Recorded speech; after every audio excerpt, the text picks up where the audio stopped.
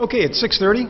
At this time, I'd like to call the Administrative Services Committee meeting for October 1st, 2018. Please call the roll. Councilor Corradino. Here. Councilor DeMasi. Absent. Councilor Hill. Here. Councilor Tesserero. Here. Councilor Wilmot. Here. Is there any, excuse me. I'd like a motion to approve the minutes for the September 17th, 2018 committee meeting. Councilor Tesserero, Councilor Hill. Councilor Corradino. Yes. Councilor Hill. Yes. Councilor Tesserero. Yes. Councilor Wilmot. Yes. Is there any old business for this committee? Seeing none, moving right along to the first item under communication. The Wastewater Department requests authorization for Mayor William J. Barlow, Jr. to enter into a contract for Asset Registry/CMMS services with Brown and Caldwell in the amount of $100,000. Is there anybody here that would like to speak to this? I think we have a taker. We do. So, as you know, in the beginning of the summer, or before summer began, I was here. One of the things that we did at that meeting was to approve to spend up to $100,000 on the Asset Registry and CMMS system.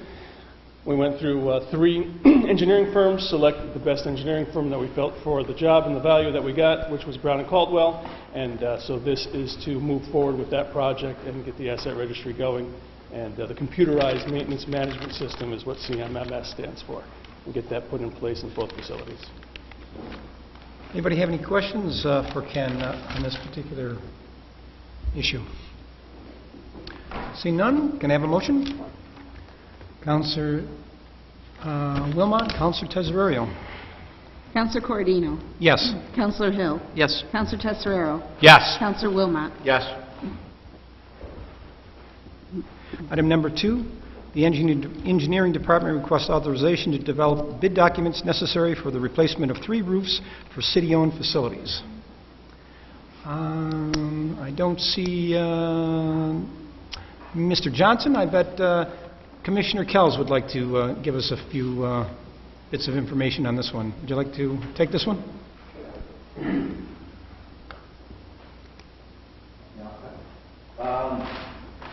I believe one of these is the skating rink, possibly one of the buildings at the fort.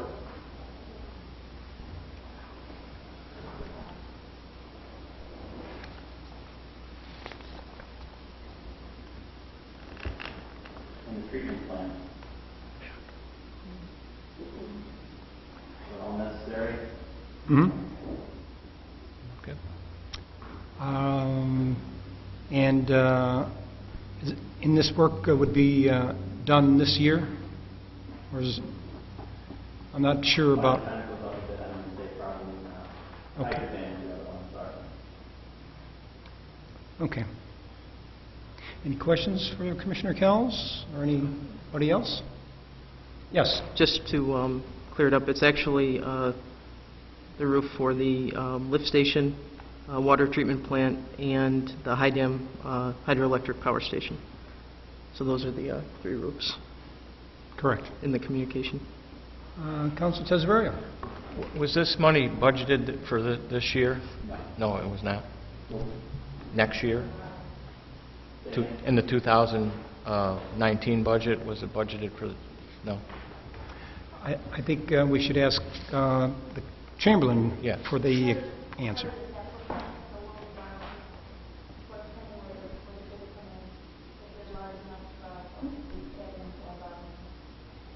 Thank you.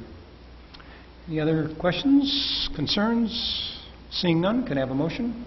Councilor Hill, Councilor Wilmot. Councilor Corradino. Yes. Councilor Hill. Yes. Councilor Tesserero. Yes. Councilor Wilmot. Yes. Item number 3, the Engineering Department requests Mayor William J. Barlow, Jr. be authorized to sign change order number 1 for the 2018 milling and paving project in the amount of $22,152.25 for additional work. I know that we were all given an attachment for this. Does anybody have any questions? Councilor Tesserero. It's not a question. I did have the opportunity to talk to Bob Johnson this afternoon. I guess previous years, with the amount of work that was done, this comes in a lot lower. They found a lot less damage than previous years. You never know when you get into milling. Is that correct, Tom, to say that?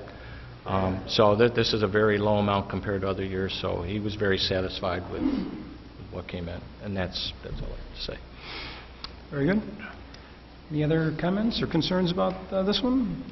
Seeing none, can I have a motion? Counselor Tesorerio, Counselor Hill. Counselor Corradino. Yes. Counselor Hill. Yes. Counselor Tetzeraro. Yes. Counselor Wilmot. Yes. Item number 4, Thomas Kells, DPW Commissioner, requests blanket authorization to hold auctions through Auctions International anytime it is deemed necessary without the requirement of council approval for each listing. Commissioner, step up to the microphone. We want to hear you loud and clear. Okay. Basically, any kind of equipment, furniture, anything that the city has that we no longer need, instead of just keep storing it in these buildings, get rid of it. So, and get some money back into the city. Currently, the way the process works, you have to come to the council and ask for permission to hold an auction for vehicles or used furniture or something And like that. kind of give a list every time, yeah. Yeah. Will we be given some type of clue on when Absolutely. you do an auction? Absolutely. Very good. Any questions for the Commissioner? Seeing none, can I have a motion? Councilor Tesorerio, Councilor Hill. Counselor Corradino. Yes. Counselor Hill. Yes. Counselor Tetzeraro. Yes. Counselor Wilmot. Yes. Item number 5, Randall Griffin, Fire Chief, requests an intra-departmental transfer of $15,000 to update technology, equipment, and purchase other miscellaneous items. I know Chief Griffin is not here tonight, but I see Chief Chago's here. Could you step up to the microphone and give us your take on this? Yes, it's basically just housekeeping. We have a number of accounts that have unspent funds that we don't believe we're going to need after all. Basically moving those unspent funds into funds that in categories that we've spent right down almost to zero. So it's largely a housekeeping move. Very good, thank you. Any questions before the Chief sits down? Basic accounting, bookkeeping, I guess, or taking care of issues towards the end of the year. Can I have a motion? Councilor Wilmot, Councilor Tesorerio. Counselor Corradino. Yes. Counselor Hill. Yes. Counselor Tetzeraro. Yes. Counselor Wilmot. Yes. Item number 6, the wastewater department is requesting authorization to hire GHD Engineering for the preparation of a stormwater pollution prevention plan for the West Side wastewater plant. The cost of this service would be $6,700. Ken, would you like to expand on this one? Sure. It's a regulatory issue. There were new rules put in place for your stormwater prevention plan, and so this is updating our plan necessary, and GHD is the firm that we believe will do the best job there and provide the best value. Is this the firm that, did they do anything similar to this on the east side? No, that was CNS that did the east side, but we just did a project with them on the west side, and so actually one of the reasons the SWIP is fairly reasonable is because they've already done a bunch of work that we've already paid for, so really this little addition is not going to cost us that much money. Okay. Any comments, concerns, questions? Seeing none, can I have a motion? Councilor Hill, Councilor Wilmot. Counselor Corradino. Yes. Counselor Hill. Yes. Counselor Tetzeraro. Yes. Counselor Wilmot. Yes. Item number 7, the engineering department requests mayor be authorized to sign change order number 1 in the amount of $0 for the East Side wastewater treatment plant dewatering equipment replacement project. Funds are provided from the allowance under B1-2A for miscellaneous additional work. Ken, is there anything you can help us with on this one? Well, it's $0. We just had to make a minor modification to some of the electrical work and rerouting it, and they were able to do it without costing us any more money, so I think that's a fairly easy. Of course, when you say $0, it's really part of the, any project like this has a contingent account. Exactly. So we're just taking money out of there to pay for this items that are unforeseen. Yeah, there's no additional fees. There's no unforeseen fees that we didn't figure into the contingencies. We had to do some wraparounds. All right, thank you for explaining that.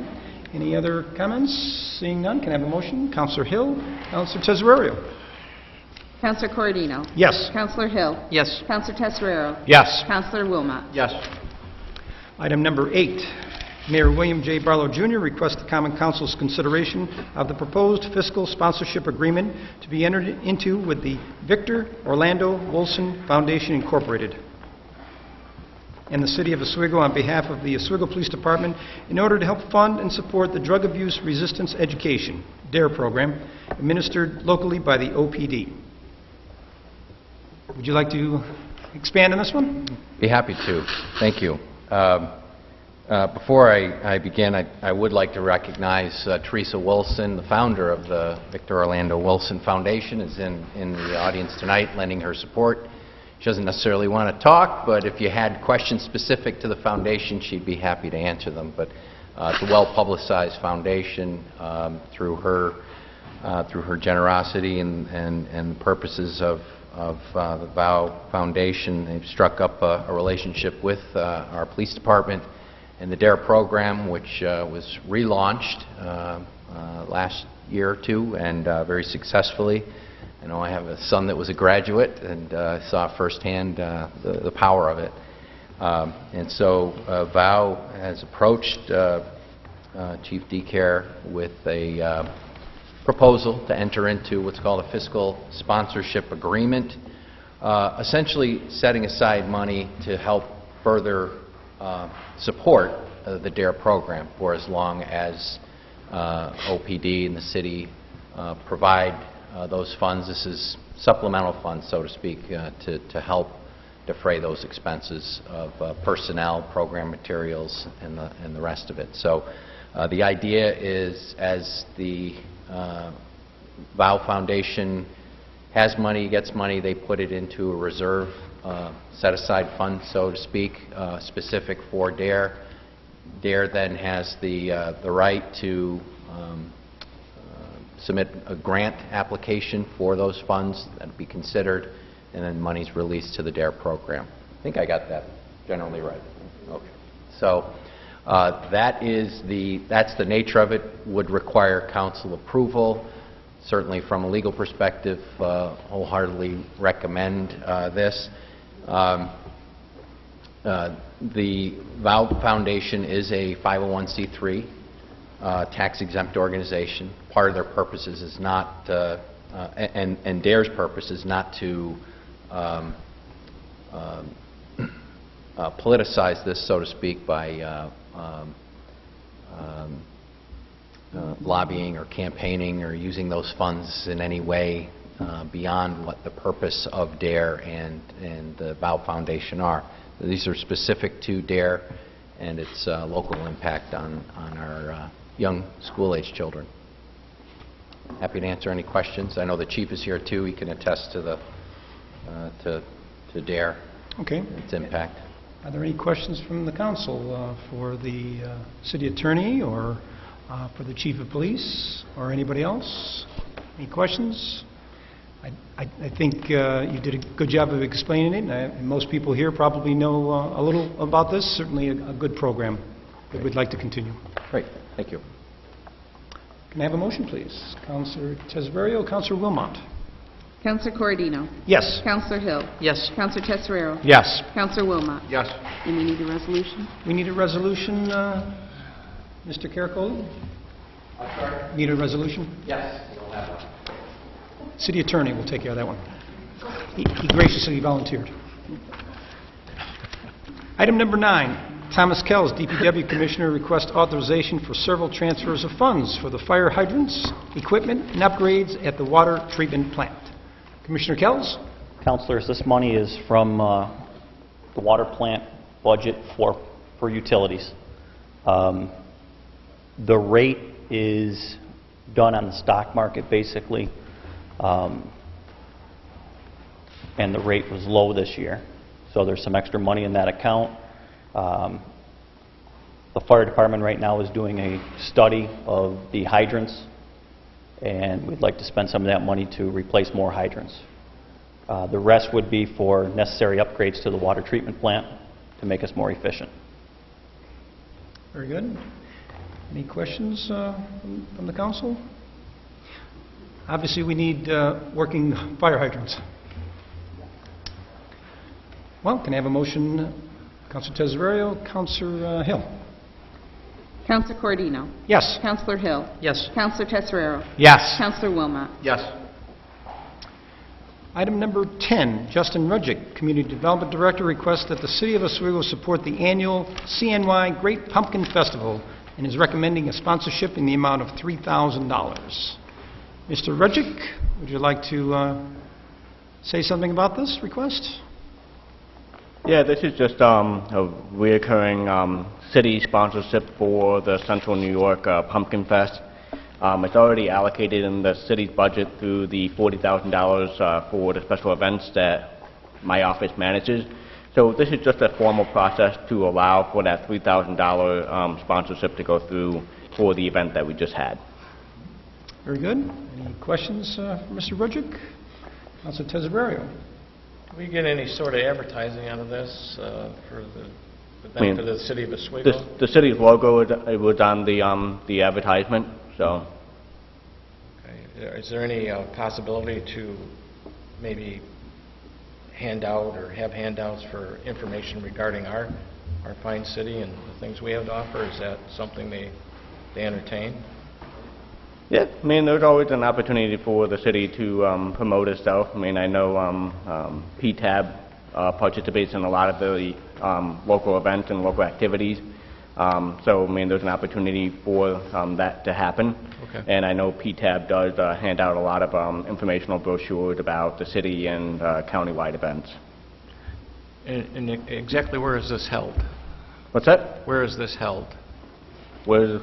This Central New York, Confessed. yeah. I didn't hear the question. Oh, I'm sorry. It says the Central New York Great Pumpkin Festival. Okay, it says Washington Square. I'm sorry. Yeah, I got it. I'm sorry. I'm sorry about that. I Yeah. just didn't read further. Thank you. Yep. I think the councilor was just testing you. Oh, No. I just didn't read further. right over here? Any other comments or questions for Mr. Rudgick at this point? Seeing none, can I have a motion? Councilor Wilmot, Councilor Hill. Councilor Coordino. Yes. Councilor Hill. Yes. Councilor Tesorero. Yes. Councilor Wilmot. Yes.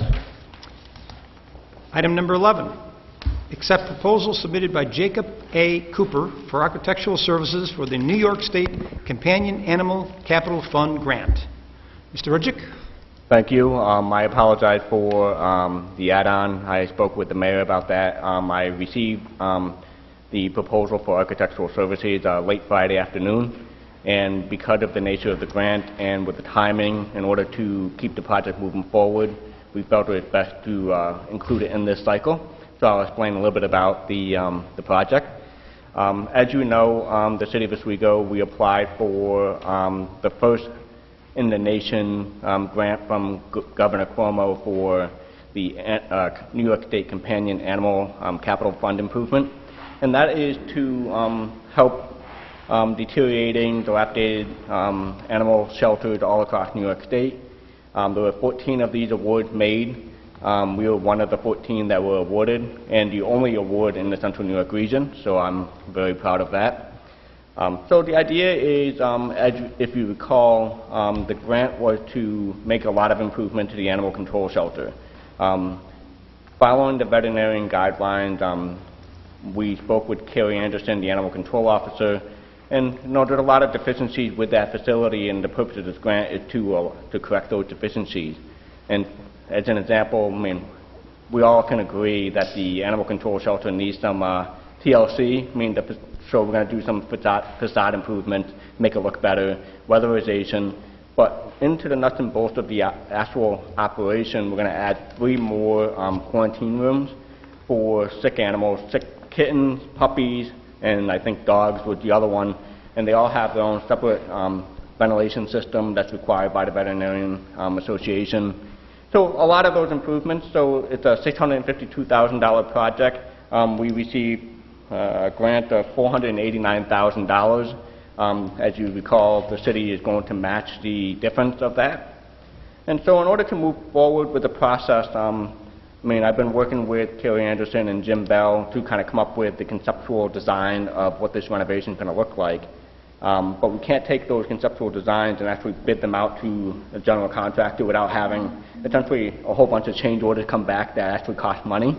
So the next stage is to take those conceptual designs and work with a licensed architect to take those conceptual designs, turn them into final designs, and then turn them into actual construction documents that we can take those construction documents, put them into a bid package, and prepare a bid package and send it out for bid to local and regional general contractors. And so the idea of that is Mr. Cooper is going to take 4 to 8 weeks to create the construction document. So which actually from a timing standpoint puts it very good for us is because I wanted to be able to, from a timing standpoint, get this document out to bid late winter, because a lot of contractors are obviously not doing any work, but they're looking for work and lining up work for the next season. So we would want to get the bid out late winter for construction to start early spring. So the timing worked out well. And how we were able to select Mr. Cooper, he actually did work with the Central New York SPCA, so he has experience with animal control environment, so that kind of put a little feather in his cap, if you will. But he also has done work in Oswego in general. I mean, he designed the Curtis Manor, if many of you are familiar with that. He's designing the new Mexican restaurant that's coming in on First Street. So he has work here. As part of the process, I did interview and did meet with 2 larger architectural firms because I knew them from my own previous experience working with them. But since this is a smaller renovation job, they treat it as more of a residential feel, so it's more suited for a smaller architect. And since Jake had already been in the area and we kind of knew him, we gave him the opportunity to provide a proposal, meet with Kerry Anderson and Jim Bell and myself. And so that's what you have in front of you is a proposal from Mr. Cooper in order to move forward. And the amount is I don't have it. $15,700. $15,700. Thought we probably should put that in the public record. There you go. Very good. Any questions? Yes, Councilor. Just to be clear, so that everyone knows, because this is considered a professional service, it is not required to go out to bid. Right. Both Councilor Cordino and myself, in our preliminary discussions over this, requested Justin give us a little bit of background as to why he selected this particular architect over other choices that might be available. So. Yeah, I mean, even if it was under professional services, under $20,000 doesn't really require any additional work. But even as architectural services beyond that, I mean, good practice is you should reach out to receive 3 proposals for work that's above that $20,000 threshold. But since he came back at $15,700, and if a lot of the larger architectural firms that I talk to, their typical rule of thumb is 10 to 12% of the total project cost is what the fee would be in the ballpark. So if you take a $700,000 project, the fee would have been $70,000. So I mean, so you look at this, because he has roots here, he is very familiar with here. I thought it would, in order for us to move forward to get construction documents, I think this is a good step, and it's cost-effective and prudent for the city. All right, thank you. Any other questions or concerns on this one? Seeing none, can I have a motion? Councilor Hill, Councilor Wilmot. Councilor Cordino? Yes. Councilor Hill? Yes. Councilor Tesorero? Yes. Councilor Wilmot? Yes. We also need a resolution for this one and the last one. Mr. Rudgick, could we have a resolution? Mr. Rudgick, could we have a resolution for this one and the previous one? Thank you very much for your contribution. Any other items for this committee? Yes, Councilor Tesorero. I'd like to say one thing, and I stand corrected. Justin, I apologize. I didn't know you had put that proposal for it was our actual Swiggle Pumpkin Fest. I thought this was an additional festival that was happening down, and I apologize about that. Because if you read it on the agenda that we get, it doesn't mention anything quite like that, so my apologies. Yeah, the official name is the Didn't realize that. I was actually there handing out information, so I take that all back. So, all right. That's all I have. That's all I have. Well, that clears up that. Any other issues? Seeing none, can I have a motion to adjourn? Councilor Tesorerio, Councilor Wilmot. Councilor Corradino. Yes. Councilor Hill. Yes. Councilor Tesorero. Yes. Councilor Wilmot. Yes. At this time, I'll call the Physical Services Committee meeting for October 1st, 2018 to order. Please call the roll. Councilor Hill. Here. Councilor Wilmot. Here. Councilor DeMassey. Absent. Councilor Gozick. Here. Could I please get a motion to approve the minutes of the September 17th, 2018 meeting? Councilor Gozick and Councilor Wilmot. Councilor Hill. Yes. Councilor Wilmot. Yes. Councilor Gozick. Yes. Is there any old business to come before this committee? Seeing none, we'll move on to new business under communication. Number 1, the Engineering Department submitted a request on behalf of Daniel Batchelor, owner of a single-family dwelling located at 149 West 8th Street, for a 4-foot-high gate between the sidewalk and property line fronting West 8th Street. I did have the chance to both review the plans for this gate and visit the property. It's a very small gate in between two sets of bushes. There's no impact on utilities, no impact on neighboring properties, or really no detrimental impact at all. I would recommend that we approve it. If anyone has any questions, I'd be happy to answer those. Okay, could I please get a motion? Councilor Wilmot, Councilor Gozick. Councilor Hill. Yes. Councilor Wilmot. Yes. Councilor Gozick. Yes. Item number 2, the Engineering Department submitted a request on behalf of Michael Belden, owner of a single-family dwelling at 169 East 6th Street, located in the 4th Ward, for proposed use of public space 7 foot by 13 foot for new covered porch wood deck with pergola between the sidewalk and right-of-way fronting East 6th Street. Councilor Wilmot, would you Yes, provide that information? I had a chance to stop over and talk to him tonight, just to kind of get an actual visual of what he was doing. He actually has a porch on the front of his house right now. He's going to tear that off and go the whole width of the house. And he's going to extend it about another foot deeper than his original one is now. I think it'll make a nice addition to the front of his house, and I fully support this. Thank you. Are there any questions or concerns on this request? Could I have a motion, please? Councilor Gozick, Councilor Wilmot. Councilor Hill. Yes. Councilor Wilmot. Yes. Councilor Gozick. Yes. Is there any other business to come before this committee? Seeing none, I'll take a motion to adjourn. Councilor Gozick, Councilor Wilmot. Councilor Hill. Yes. Councilor Wilmot. Yes. Councilor Gozick. Yes. Okay, at this time, I'd like to call the Planning and Development Committee meeting, October 1st, 2018, to order. Call the roll. Councilor Tesorero. Here. Councilor Corradino. Here. Councilor McBrady. Here. This time, I'd like to get approval of the minutes of the September 17, 2018 committee meeting. Councilor Corradino, Councilor McBrady. Councilor Tesorero. Yes. Councilor Corradino. Yes. Councilor McBrady. Yes. Is there any old business that needs to come before this committee this evening? I see none. We'll go to first item under communication. Councilor Kevin Hill requests discussion concerning enactment of a local social host law related to underage consumption of alcohol and illegal drug use. Councilor Hill? Thank you, Councilor. Before we get into the actual specifics of the law, I'd like to give a little background. Historically, the 1st and 3rd wards have experienced disturbances and disorder related to informal gatherings and parties at properties within neighborhoods. This was in addition to large crowds that gathered downtown at establishments that serve alcohol.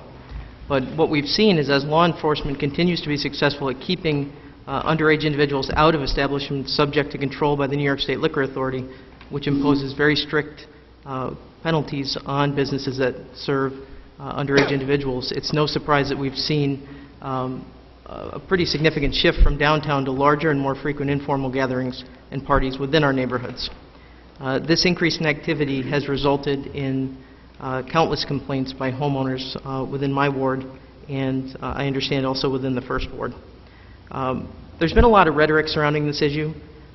There is a natural tendency to blame SUNY students for this, or students in general, and I believe that that is misguided. SUNY Oswego is a vital part of our community, and most of the students do respect Oswego, its residents, its property, and our community. You know, the relationship between SUNY and Oswego is more of a partnership, and we have an excellent cooperative relationship with SUNY Oswego and the SUNY Oswego Police Department and the Oswego Police Department. And it's also important to note this issue is not limited just to college students. It's a broader issue. And I think as counselors, I'm learning that each year we hear the assertion that this is the worst year ever. And after speaking with the police chief, the statistics may indicate otherwise. The incidence of such activity is historically down. However, with the increased concentration of activity within the neighborhoods, this assertion is likely true for many of our longtime homeowners. And as we know, perception and experience is reality. So that has precipitated the need for us to do something and to act on this. As counselor, my job is to ensure that we do everything we can to preserve and protect the quality of life for our residents. We've focused heavily on code enforcement, poverty, homelessness, improvements to parks and our waterfront, incentives for home and business improvements, blight reduction, and other initiatives that enhance the quality of life for people that live in our city. And this is another important piece of this puzzle, and it's time that we take action on this. We've listened to years of individuals saying that we need to do something, and I believe that now is the time. So I had the opportunity last week to meet with representatives from the Oswego Police Department and the SUNY Police Department, and they did an excellent job of explaining to me some of the cooperative activities that are currently underway to help with the disturbances in our neighborhoods. And I was given the opportunity to provide some of the hot spots where activity seems to be at a peak or possibly increasing. And those areas will be targeted and focused on for future law enforcement activity. But at the same time, I put a request out to the police chief, and I said, what can we do as a council legislatively to help you fulfill your duties and to improve the quality of life for residents within the First Ward, and throughout the city. And the recommendation was that we look at what is called a social host law. And the proposed law, which has been enacted by several municipalities across the state, would aim to make it unlawful for any person older than the age of 18 who owns, rents, or otherwise controls a private residence to knowingly allow the consumption of alcohol, alcoholic beverages, or illegal drugs by any minor under the age of 21 on such premises, or to fail to take reasonable corrective action upon learning of the consumption of alcohol, alcoholic beverages, or use of illegal drugs by any minor on such premises. This law, some have asked, well, would this contradict or be similar to state law? And I was provided today an opinion by the Office of the Attorney General that states enactment of a host law is not preempted by state law. So we are well within our authority to implement such a law, and in fact it fills in the gaps where the state law may not cover this type of situation. The final piece of this is the penalty for a violation, and this is something I'd like to bring to the floor for discussion today. Different municipalities have different penalties that they impose. For instance, one such municipality has a penalty that includes, for the first offense, a fine of $250, and for the second offense, that fine is increased to $500, and for the third offense, that fine is increased to $1,000, and or a term of imprisonment not to exceed 1 year. So that would be an escalating penalty, which would certainly influence someone not to repeat the offense. Other municipalities would go from a $250 fine immediately to a $1,000 fine, and there was at least one other municipality that had a consistent $250 fine no matter how many repeat offenses there are. So I'd love to hear some input from the council. Susan, your take on this, because I know it's important to you as well. So, Thanks, Kevin. I think you're absolutely correct. We've been struggling with this issue for many years, and with the change in drinking age, it does seem to have taken the population from the downtown bar areas and moved it into more residential areas, which has put a little bit more pressure on our residents.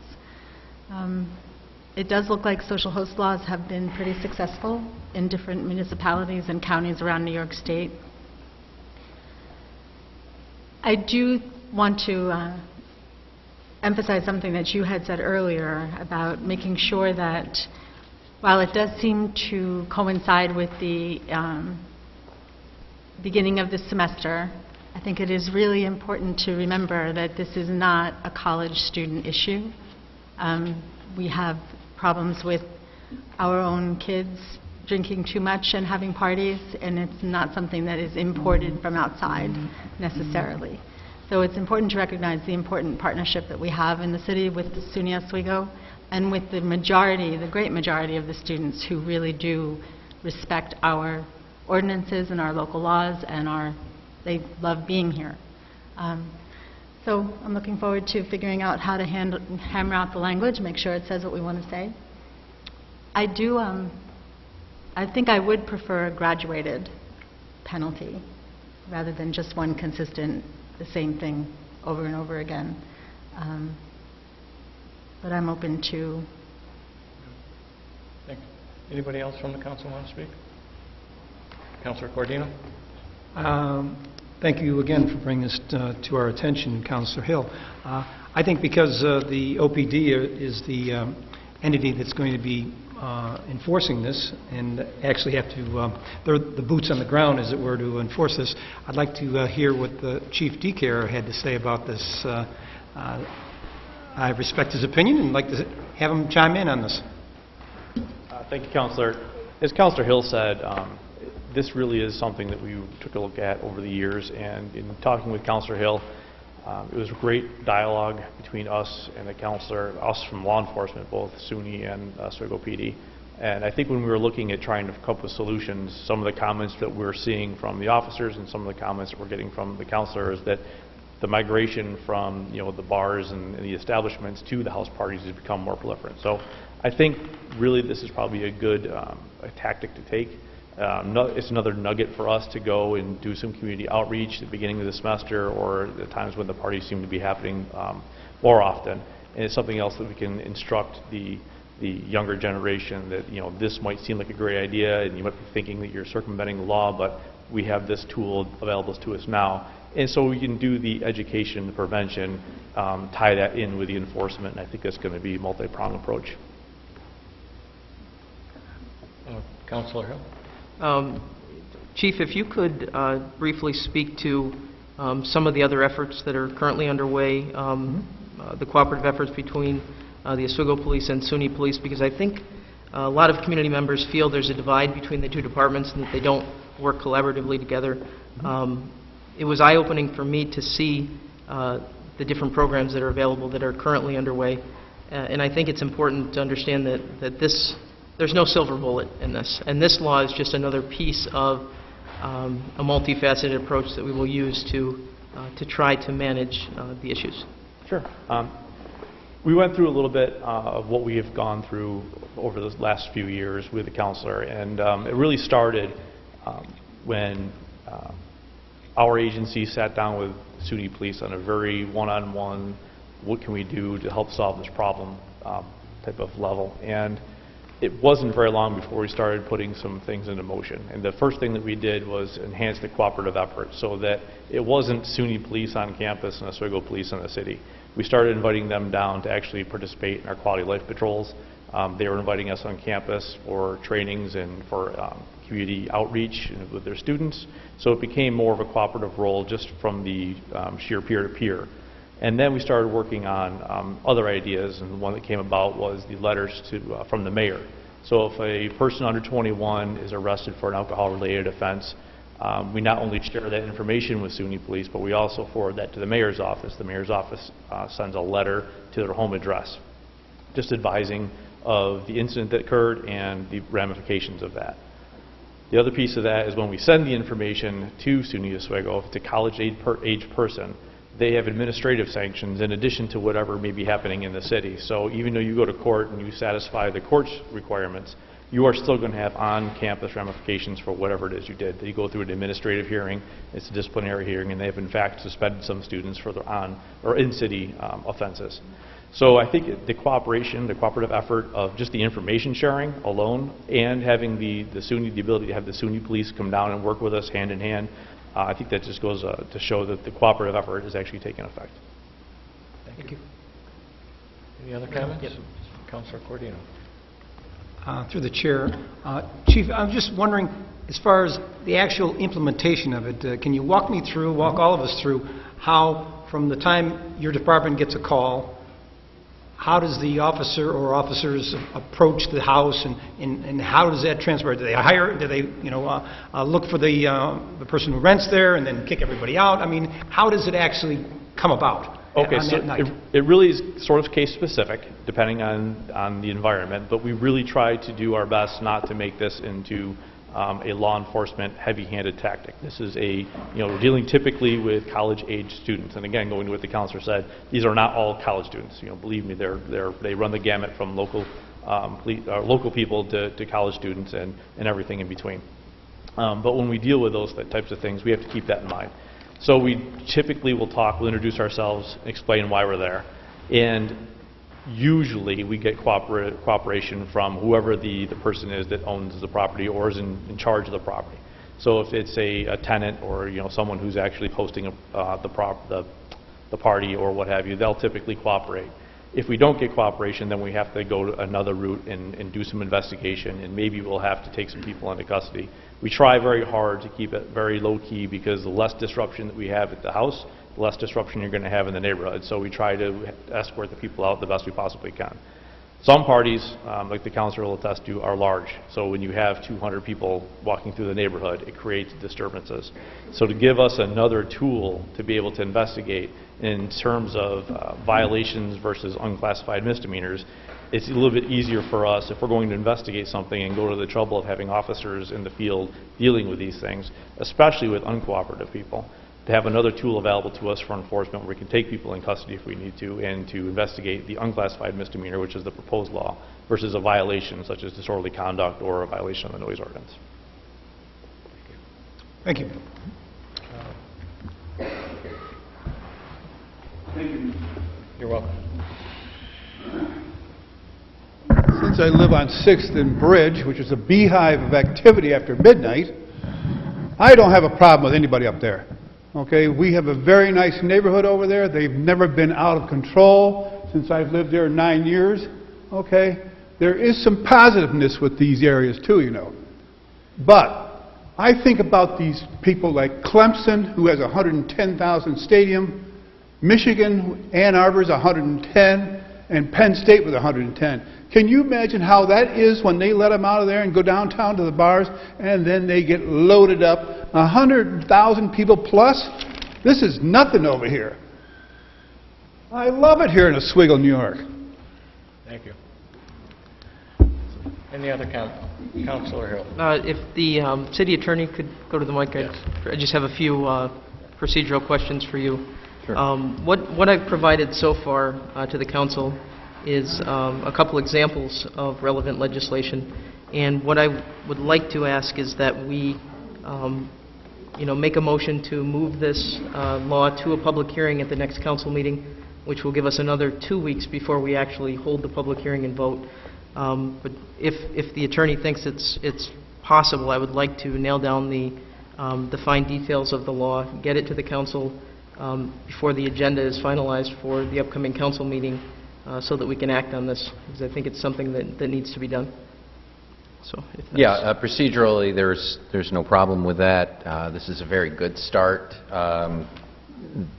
There are communities, as noted, around the state that have adopted this law. It's allowed through the New York State general obligations law, and as Councilor pointed out, the Attorney General has opined on the constitutionality of it. Local communities are able to adopt their own local laws to enforce.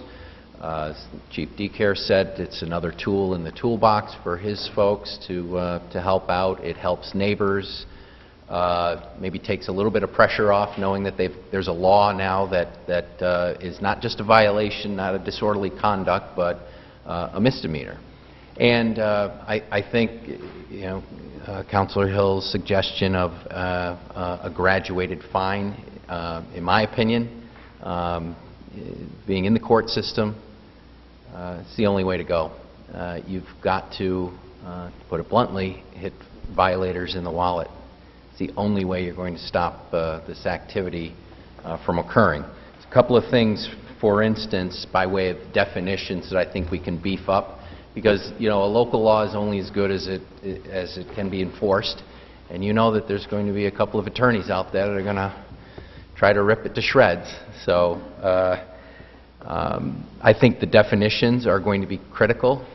One that I would offer, and I will prepare this in detail, but I reviewed it with the chief. The proposed definition of control, so you need to have control of the house or the house party or where the minors are.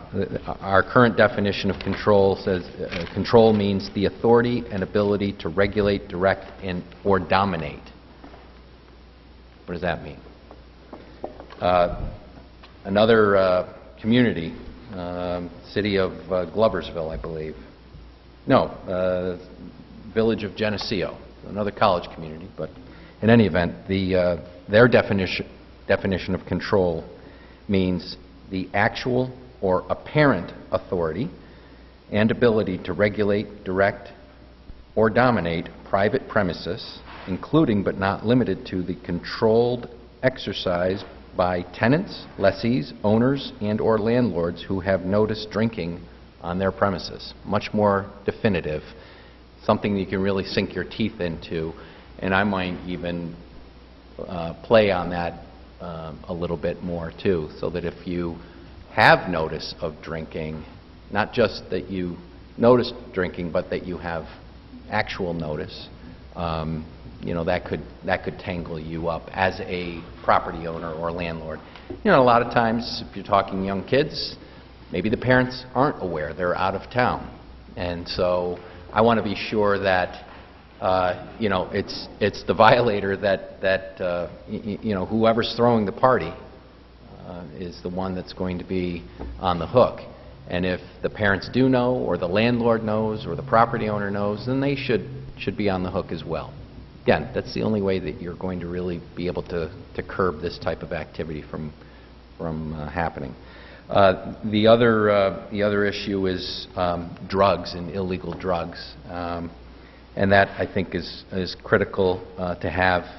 It is proposed in our law. There is reference to the public health law.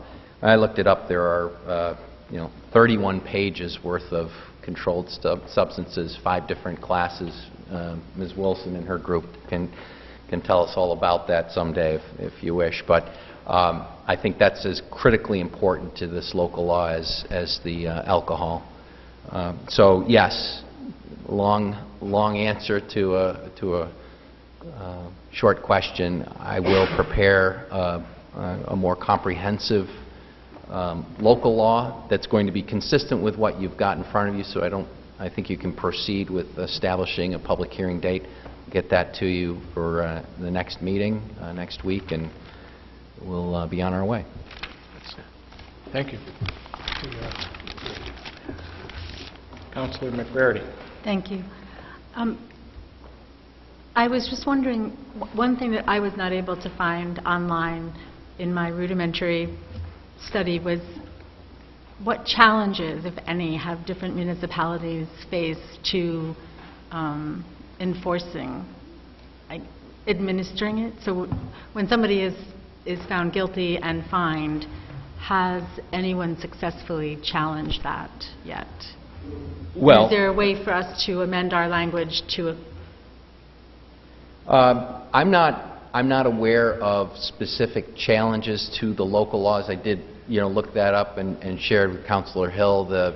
Fundamentally, this has passed constitutional muster, as we say, where the constitutionality of a local law and a community's ability to enforce what's otherwise a state provision is permitted. And the Attorney General and other courts have said, yeah, local law has a municipality has the police powers to adopt a state law as its own.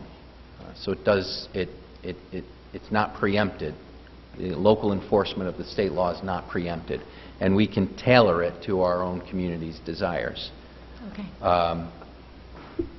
The second issue is one of, I think, definitions. That's where we're going to, kind of sink or swim here. And the more definitive we can get without being, too overboard, the better off it's going to be. Because, again, the judges across the street will enforce this law, but it's got to make sense to them, and we've got to give them the ability to say, yep, you're guilty, you violated, and now I'm going to impose the fine. And again, second and third offenses should have a much more severe consequence than the first time. Thank you. Any other comments? Councilor Goss. As long as we're still here, I mean, when you look at America today, I mean, you're fighting an uphill battle here. Like, big alcohol companies got their sponsorship on everything from race cars to baseball games. I mean, there's problems that we have. But I got one question: size of like the open house party. You know what I mean? Like, say, like you knew a neighbor, like kids came over and the parents facilitated like drug use or something, and they had it at the house. I mean, is there a specific number where they could say, well, this doesn't qualify and we've had our rights violated? Do you see what I'm saying? Yeah, I do. Could it open it up? Because, I've had complaints where people might say, well, the mother's there, she knows about it. They'll say, but their friends come over, so now there's 7 kids or 8 kids, or, or whatever, they might be 19 or 21, or who knows. Some might be college, some might be locals. But I'm just saying, is there a possibility someone could challenge and say, this wasn't a party? Do you know what I mean? That's the only, how do you define that? Yeah, it's treated slightly differently depending on the municipality. I think what Councilor Hill's proposed is the broadest definition you could have, which is it's a gathering with minors present. Doesn't specify a number. It doesn't say you have to charge admission or not. Okay. You don't have to advertise, hey, party at Caracoles. So with that wide open definition, it leaves it pretty much I would recommend anything. We leave that. I mean, the Village of Geneseo says a gathering of 2 or more persons. I suppose that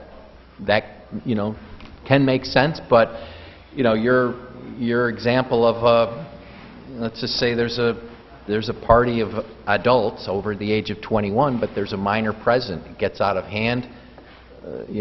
Chief DeCare and his officers, they find a minor there. That's one more tool that they can charge. So I would recommend that we keep it as broad as possible. I like Councilor Hill's definition of it's a gathering with minors present or a minor present. So.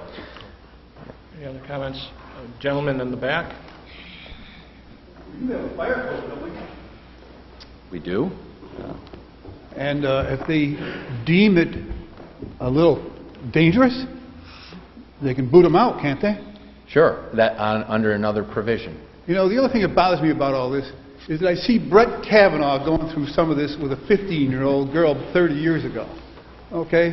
Now, if somebody were searching for a career to be a judge, and he gets caught in one of these frat houses or any house with over 200 people, and nobody knows what's going on, and they got a 15-year-old, and they're going to accuse him 30 years later.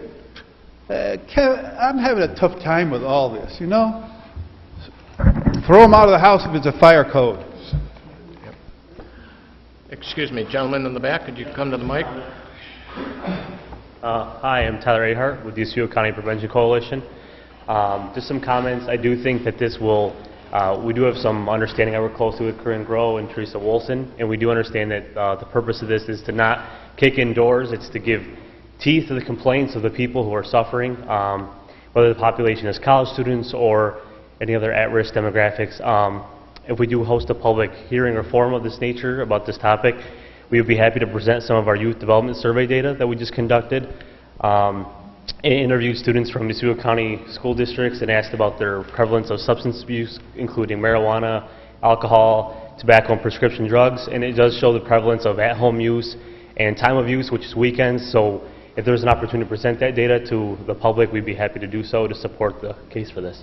One question I do have is,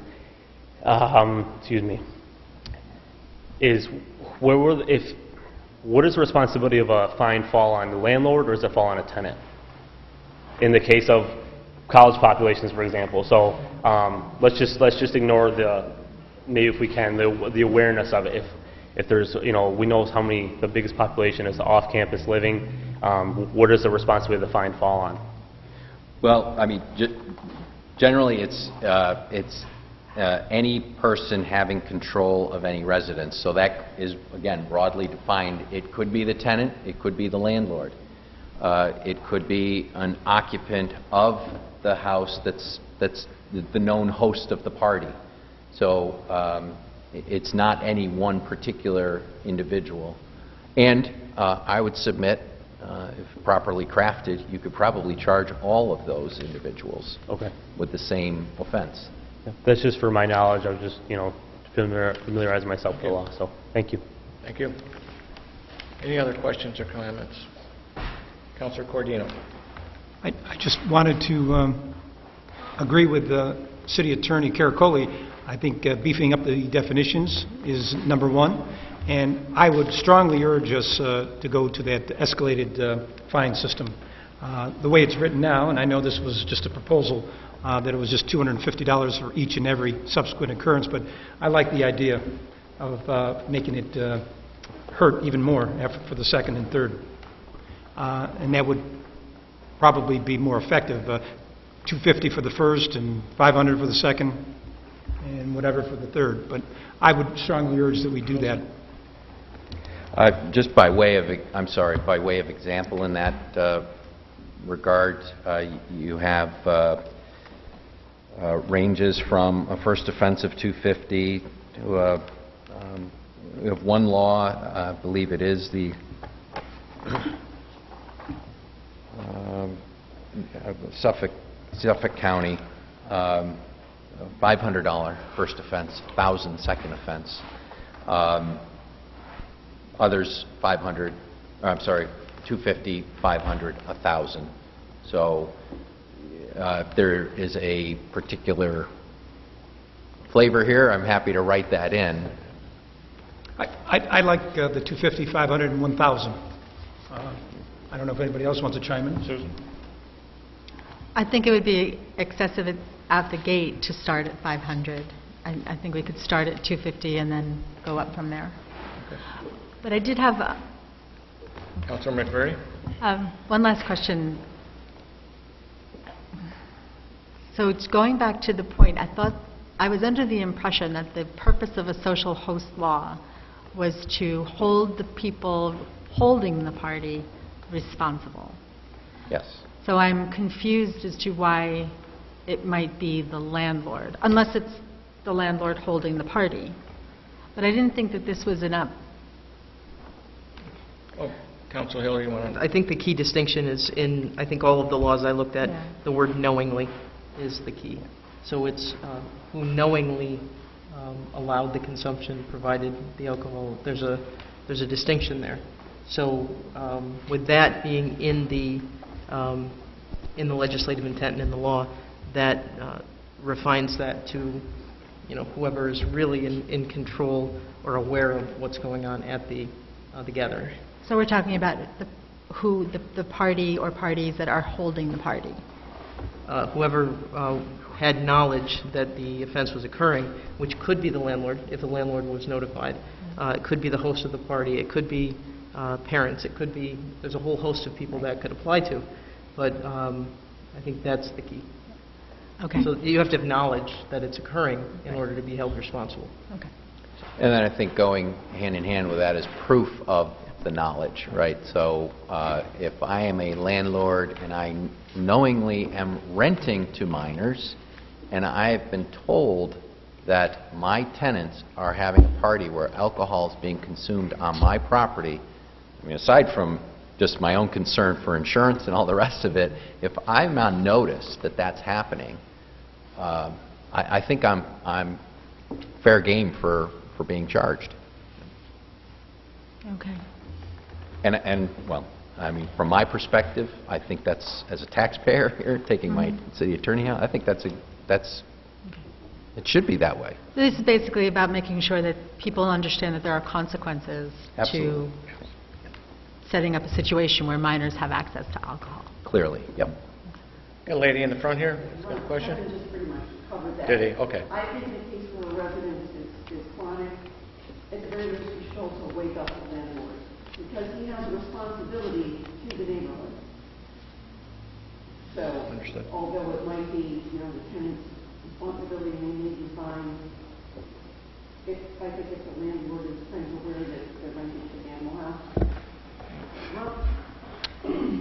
Any other questions or comments? Gentleman in the back, could you come to the mic, please? Just to piggyback off the landlord subject, we're talking about maybe verbiage and maybe running things in, maybe it's not such a bad idea to have the second or third fine fall on the landlord. The first could be the renter, depending on the situation, and then, the tenant would pay, and then the landlord would have to be aware of his letter, however, a visit from a police officer that these tenants will be forced to pay this fine, you are made aware, and then the second fine comes, it's undoubtedly the landlord's responsibility to make sure these parties are happening.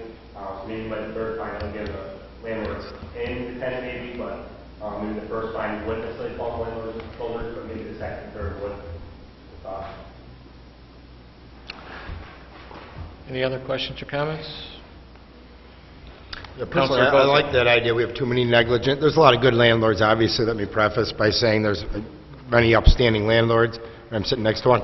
But reality, a couple of them. Reality is, though, there's a lot of unscrupulous landlords. I'm not going to mention any names, but we know, the police chief knows, and the other counselors know, and the mayor knows, and so does everybody living on every block in town who they are.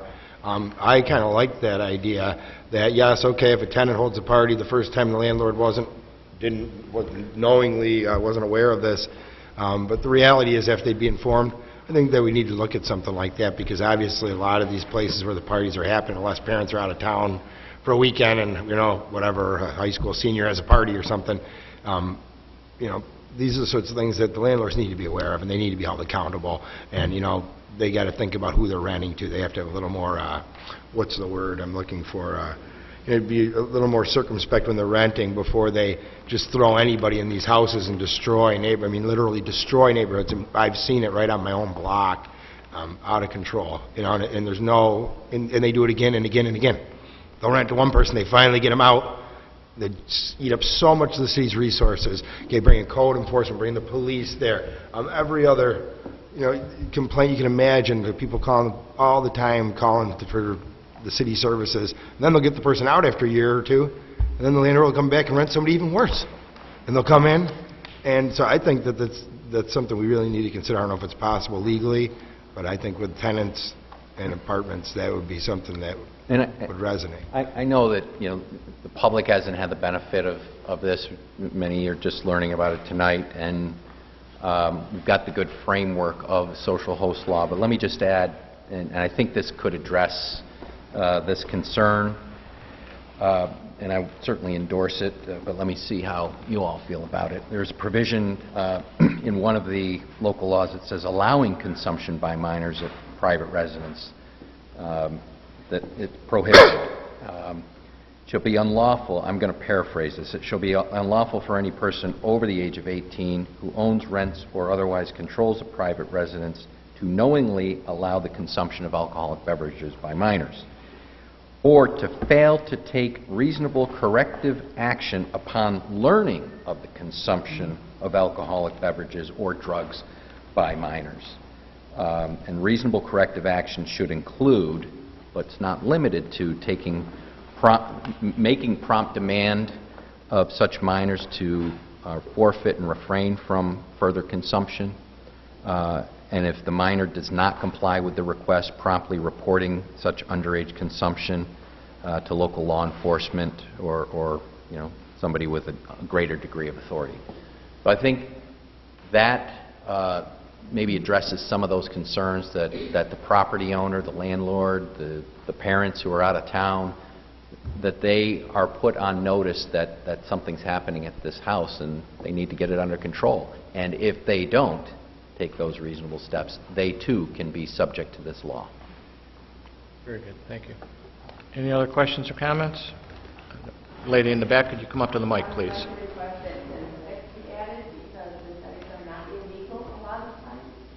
And we have a very big problem with synthetic Molly right now, and technically it's not illegal. So there could be a party with synthetic Molly and this would not apply. Ms. Wilson and I have had a lot of discussions about that. I wholly agree with her.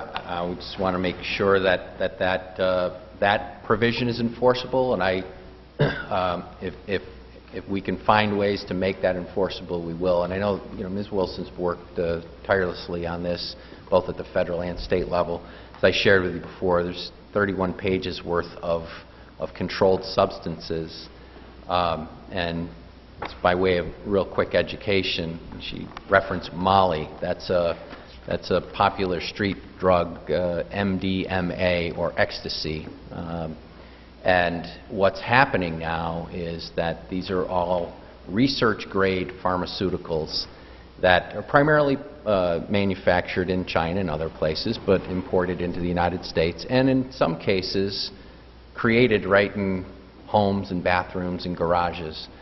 But what they are doing is taking the controlled substance out of the mixture and substituting it with something else, things that are unimaginable. Then what they do to your body is regretful.